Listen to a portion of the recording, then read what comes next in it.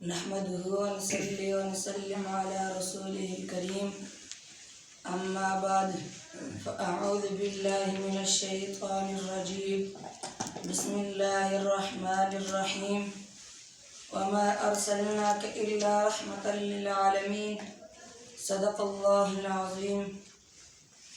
ہر ابتدا سے پہلے ہر انتہا کے بعد، ہر ابتدا سے پہلے ہر انتہا کے بعد، ذات نبی بلند ہیں ذات خدا کے بعد۔ میں مانتا ہوں سبھی انبیاء کو مگر میرے مصطفیٰ کے بعد۔ سبحان اللہ۔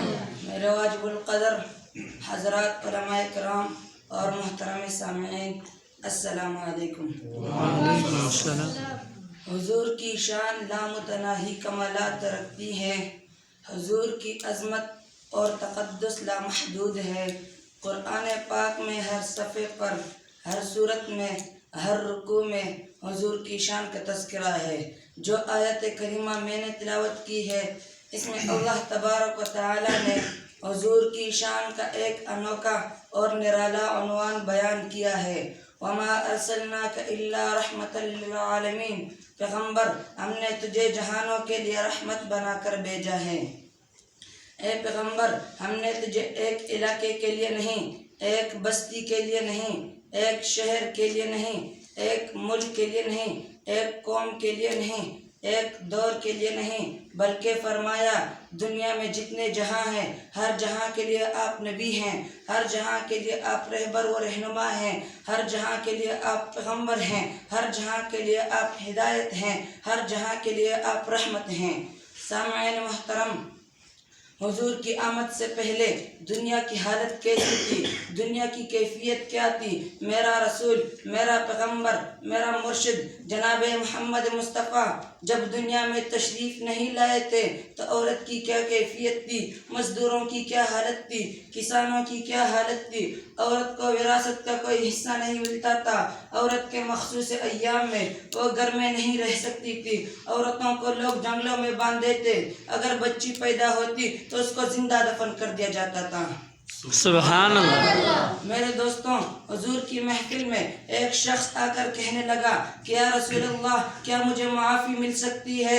حضور نے فرمایا کہ تم نے کیا کیا؟ اس نے کہا کہ میرا تو بہت ہی بڑا گناہ ہے۔ حضور نے فرمایا کیا تم نے شراب پی ہے؟ اس نے کہا نہیں بلکہ میرا گناہ اس سے بھی بڑا ہے۔ حضور نے فرمایا کیا تم نے زنا کیا ہے؟ اس نے کہا نہیں میرا گناہ زنا سے بھی بڑا ہے۔ حضور نے فرمایا کیا تمہارا گناہ زمین و آسمان سے بھی بڑا ہے؟ اس نے کہا جی ہاں میرا گناہ اس سے بھی بڑا ہے۔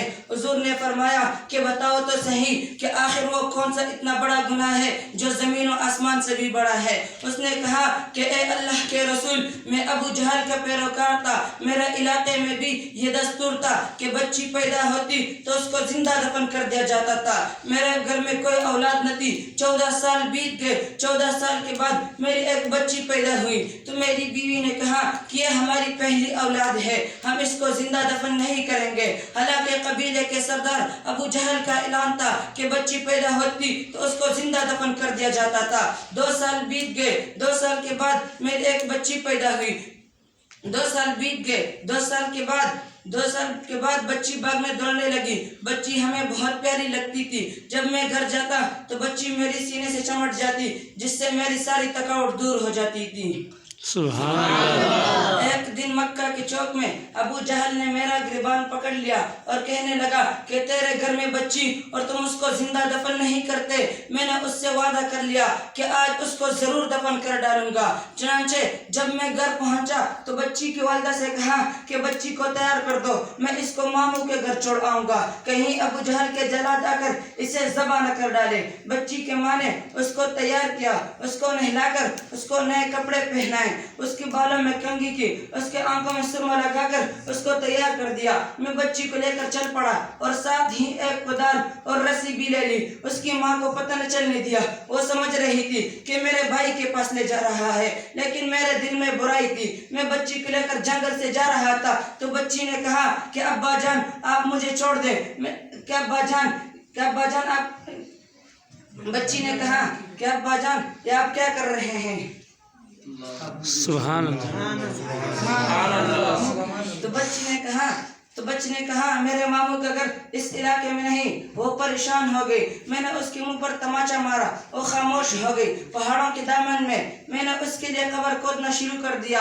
میں قبر کھود رہا تھا تو بچی کہتی ہے کہ ابا جان یہ آپ کیا کر رہے ہیں؟ میں نے کہا خاموش ہو جاؤ. وہ خاموش ہو گئی. جب میں قبر کھود رہا تھا تو اس کو پتہ نہیں تھا کہ یہ گڑھا میرے لیے کھودا جا رہا ہے. میں قبر کھود رہا تھا تو بچی مٹی اٹھا کر میری مدد کر رہی تھی. جب گڑھا تیار ہو گیا تو میں نے بچی کو اٹھا کر اس میں رکھا تو رو پڑی اور رو کر کہنے لگی کہ اے ابا جان آپ اگر مجھے اسی طرح زندہ دفن کرنا تھا تو مجھے گھر میں بتا دیتے تاکہ میں اپنی ماں کو آخری سلام کر کے آ جاتی.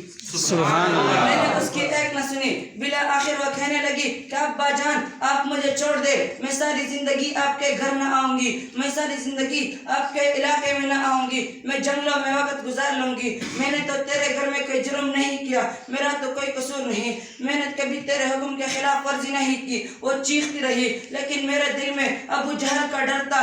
میرے دل میں ابو جہل کا ڈر تھا. میں نے بچی کو گڑھے میں ڈال دیا اور اس کے سینے پر ریت کا تودا رکھ دیا جس سے اس کی آواز ہمیشہ کے لیے بند ہو گئی. اے تمام جہانوں کے سردار آج میں تیرے دروازے پر آیا ہوں. کیا میری یہ غلطی معاف ہو سکتی ہے؟ کیا میرا یہ گناہ دھل سکتا ہے؟ کیا میری اس خطا سے درگزر ہو سکتا ہے؟ میرا نبی اس کی دردناک باتیں سن کر رو رہے ہیں. صحابہ کرام بھی رو رہے ہیں. کیوں رو پڑے؟ میرا پیغمبر کیوں رو رہا ہے؟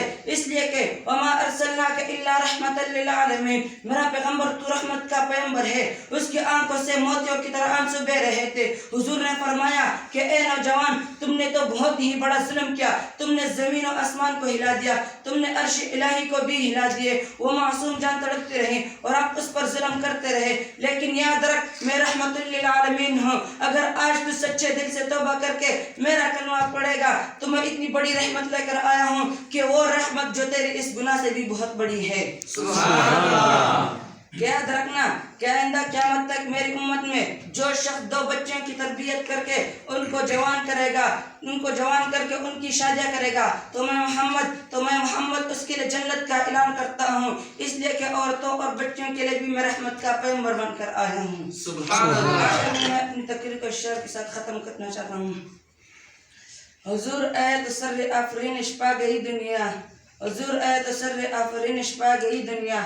اندھیروں سے نکل کر روشنی میں آ گئی دنیا. بجھے چہروں کا زنگ اترا ستے چہروں پہ نور آیا. حضور آئے تو انسانوں کو جینے کا شعور آیا.